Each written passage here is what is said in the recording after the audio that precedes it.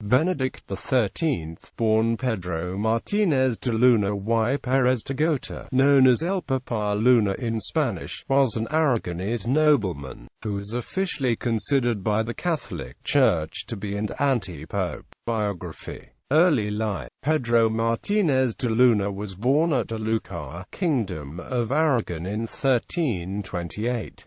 He belonged to the de Luna family, who were part of the Aragonese nobility. He studied law at the University of Montpellier, where he obtained his doctorate and later taught canon law. His knowledge of canon law, noble lineage, and austere way of life won him the approval of Pope Gregory XI, who appointed de Luna to the position of Cardinal Deacon of Santa Maria in Cosmedin on 20 December 1375. Avignon election. In 1377, Pedro de Luna and the other cardinals returned to Rome with Pope Gregory, who had been persuaded to leave his papal base at Avignon by Catherine of Siena. After Gregory's death on 27 March 1378, the people of Rome feared that the cardinals would elect a French pope and return the papacy to Avignon. Consequently, they rioted and laid siege to the cardinals, insisting on an Italian pope. The conclave duly elected Bartolomeo Prignano, Archbishop of Bari, as Urban VI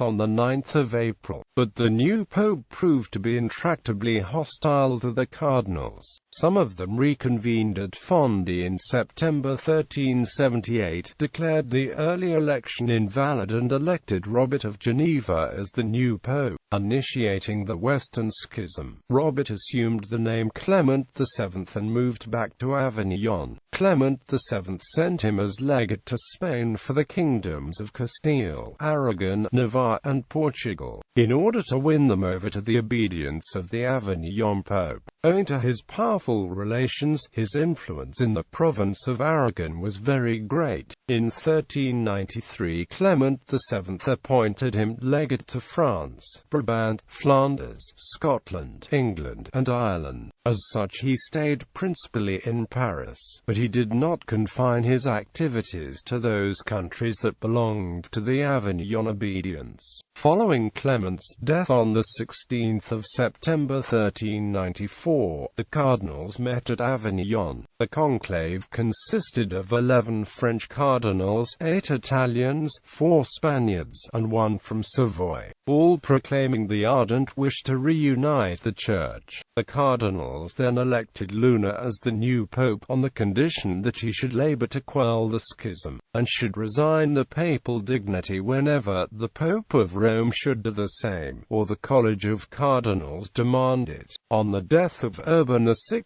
in 1389, the Roman College of Cardinals had chosen Boniface IX. The election of Benedict therefore perpetuated the Western Schism. At the start of his term of office, de Luna was recognized as Pope by France, Scotland, Sicily, Castile, Aragon, Navarre, and Portugal. In 1396, Benedict sent Sanchez Munoz, one of the most loyal members of the Avignon Curia, as an envoy to the Bishop of Valencia to bolster support for the Avignon papacy in the Crown of Aragon.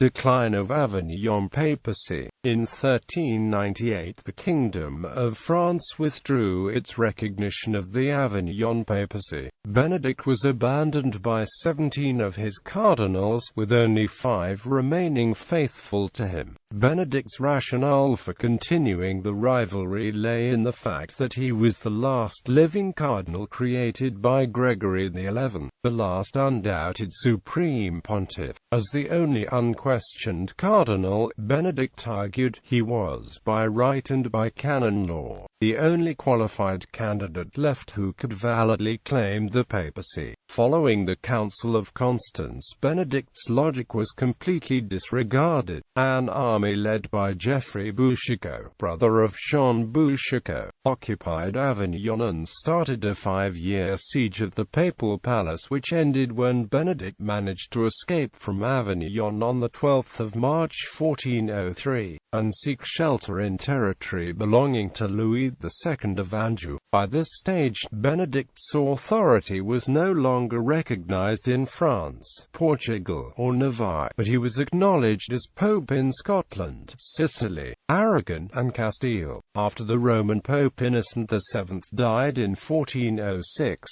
the newly elected Roman Pope, Gregory XII, started negotiations with Benedict, suggesting that they both resign so a new pope could be elected to reunite the Catholic Church. When these talks ended in stalemate in 1408, the French king, Charles VI, declared that France was neutral to both papal contenders. Charles helped to organize the Council of Pisa in 1409.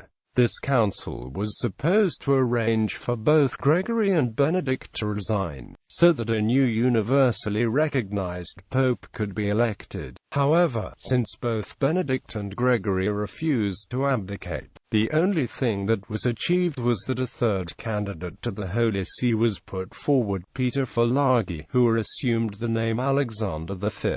University of St. Andrews, a group of Augustinian clergy, driven from the University of Paris by the schism and from the universities of Oxford and Cambridge by the Anglo-Scottish Wars, formed a society of higher learning in St. Andrews, Fife, Scotland in 1410.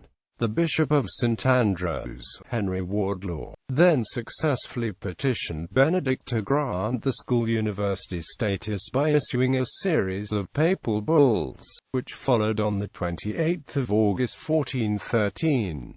Having lost the support of France and driven out from Avignon, Benedict by then had taken refuge in Perpignan, on the Catalan border of the Crown of Aragon, but Scotland was among the handful of supporters that remained loyal. Nowadays, St. Andrews University's coat of arms emblem still incorporates that of the hapless anti-pope, et si doctoribus gentium, in part to bolster faltering support for his papacy. Benedict initiated the year-long disputation of Tortosa in 1413, which became the most prominent Christian-Jewish disputation of the Middle Ages. 2 years later, Benedict issued the papal bull Et si doctoribus gentium, which was one of the most complete collections of anti-Jewish laws. Synagogues were closed. Jewish goldsmiths were forbidden to produce objects as chalices and crucifixes, and Jewish bookbinders were prohibited to bind books in which the names of Jesus or Mary occur. Those laws were repealed by Pope Martin V after he received a mission of Jews sent by the famous synod convoked by the Jews in Forli in 1418. Council of Constance in 1415. The Council of Constance brought this clash between papal claimants to an end. Gregory XII and Baldassare Cossa, who had succeeded Falaghi as the Pisan papal contender in 1410 and had assumed the name John XXIII,